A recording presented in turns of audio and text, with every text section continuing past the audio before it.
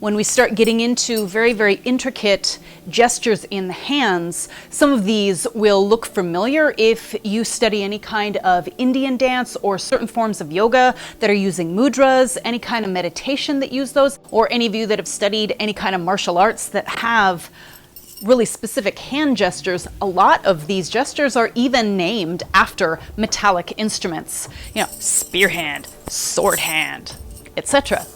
Because of the whole issue with things like mudras, what we're going to be dealing with here is more of my personal storytelling form instead of someone else's storytelling form that may be, millennia of really fine-tuned language.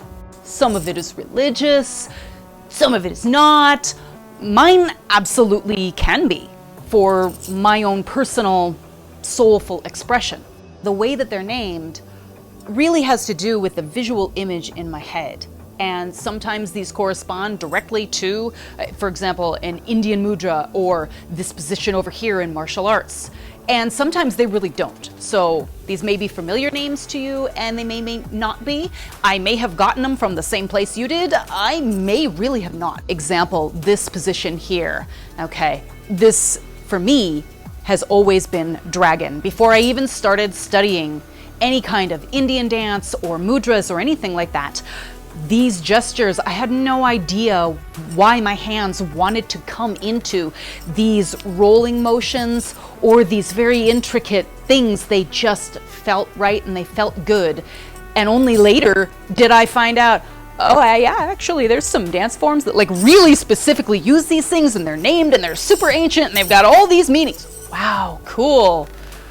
Boy, that'd be really cool to learn and devote a lifetime to, but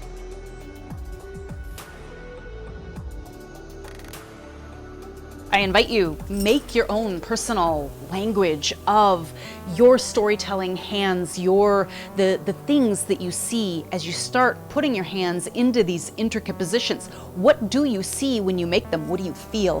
What sorts of imagery comes to your mind? And use them as such.